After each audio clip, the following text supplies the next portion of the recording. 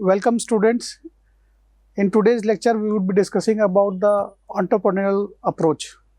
In tribals, you can see that entrepreneurial approach holds immense potential in reshaping their economic landscape.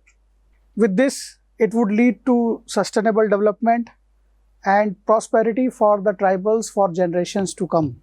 In today's journey, we would explore how entrepreneurship is reshaping tribal communities across India and how tribal communities are being transformed across the globe through this entrepreneurial approach and drive that they are setting up their business. To understand its significance of entrepreneurship among tribal economies, we need to delve into its multifaceted impact. There are multiple impacts that goes on with the tribals.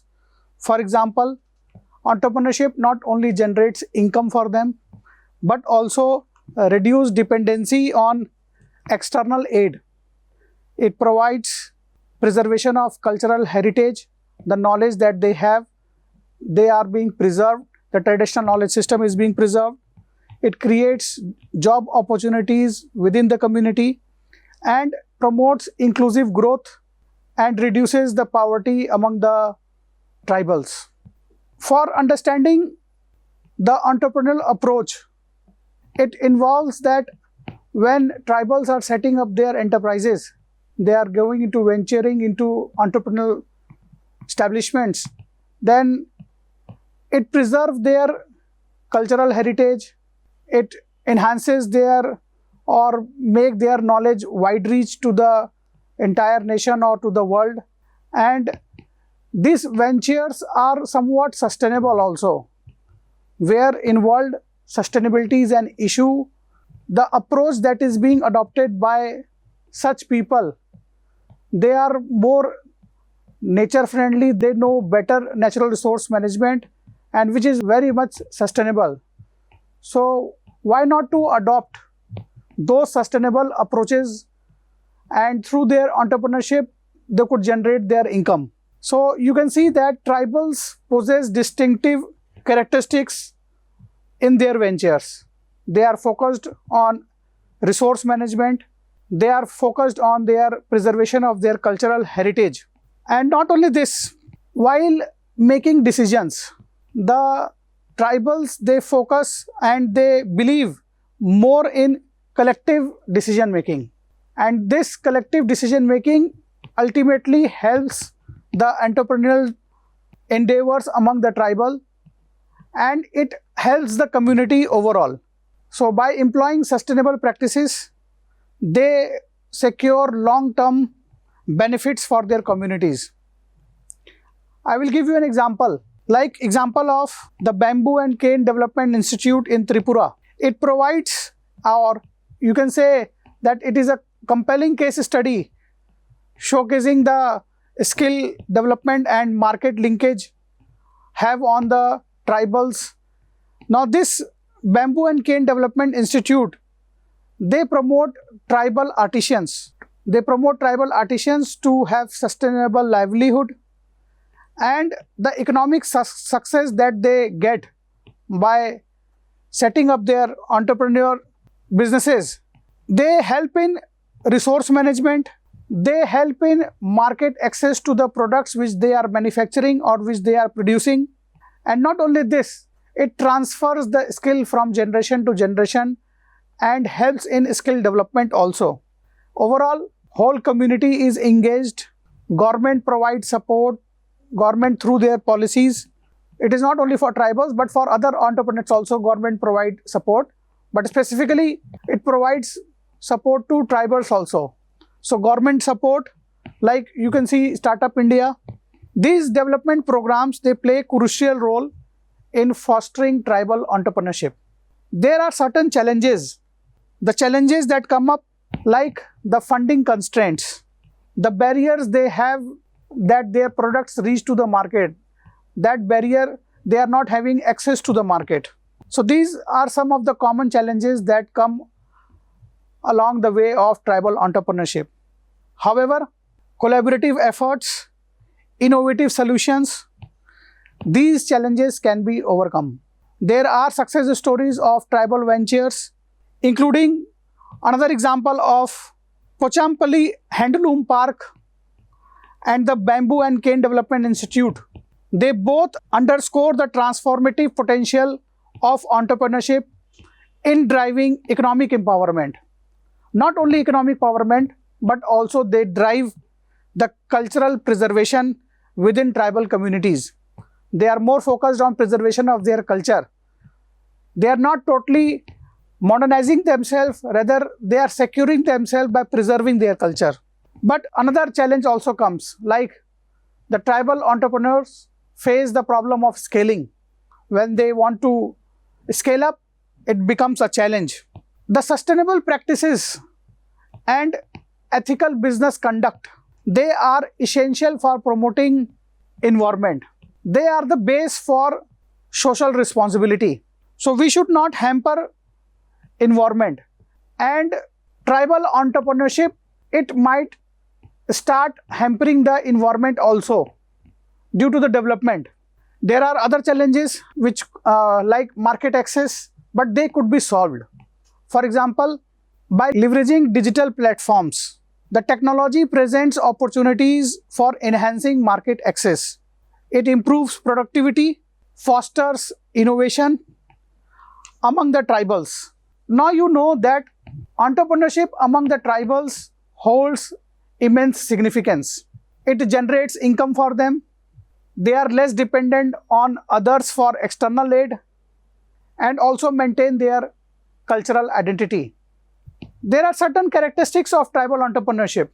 As I mentioned, that the uniqueness that they have of collaboration while making their decision. So it overall maintains the well-being of the community. When people from the community gets involved, it promotes well-being among them. And the decisions and the identity that they hold, it is being transformed into entrepreneurial ventures also. For example, they have liking for environment, so they preserve environment. So whatever business enterprise is being set up, it should see for the environmental sustainability also. So such are the characteristics of tribal entrepreneurship. In each and every ventures that they start, they are the primary principles or the focus where they focus upon. Another example I would give of Bega tribe. Bega tribe, they have worked on herbal medicines, more close to nature. They are creating products not only for the locals, but also for the international market. Now this Bega tribe, they have improved their economic condition by harnessing this talent. And the economic gain that they have gained apart from that, the biggest gain is that they have preserved their indigenous knowledge. So it is a good example of entrepreneurship among the tribals. Now, as I said, there are certain challenges and I have told the solutions also, like they have limited access to finance. Now, what could be solution for this? That they are provided finance from the government side or in the form of aid or through various other mechanisms like crowdfunding could be there, support from the government could be there, NGO could be there. So this could be solved out. Another constraint is of infrastructure. The technology that is required to sell those products or the road linkage that is required to transport the product from manufacturing area to the mainland. So these are some of the constraints, but these constraints could be solved out with effort of people, with effort of government. The infrastructure could be built up. Various NGOs are coming up to solve such kind of problem. Empowerment of tribal entrepreneurs. For that, technology plays a huge role, especially when it comes to mobile apps, e-commerce platforms, the digital marketing tools. These tools provide access to the market and enhance the business efficiency. So once these technologies are being made available to the tribals and when these technologies are being leveraged, it increases their market access and they can sell the product to a wider market area, not only to the national but also to the international area also. But making infrastructure available at low cost is a huge challenge. But there again solution lies. For entrepreneurial endeavors, like electricity is a major problem. Now solutions lies with development of solar powered appliances, or solar powered electricity could be there to give an impetus and remove the impediments of tribal entrepreneurship. While focusing on tribal entrepreneurship, the focus should be that whatever practice is being adopted, that should be sustainable. That should be available to the future generations also. If any practice is not improving the benefit of future generation, that is not sustainable.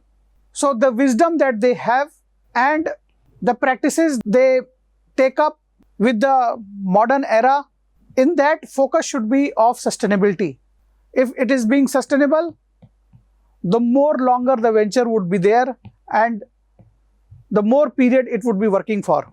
So again, we can see that initiatives like eco-friendly handicraft production, organic farming, these are some of the cases which shows that tribals are front runners or the steward in environmental conservation. Not only environmental conservation, but they have responsibility which is being met out, the social responsibility. Now we can conclude that entrepreneurship among the tribals, there are certain challenges, but we can have solution for them. There are certain characteristics which define the tribal entrepreneurship that should be preserved. There are certain values which should be maintained. These are the key characteristics of tribal entrepreneurship.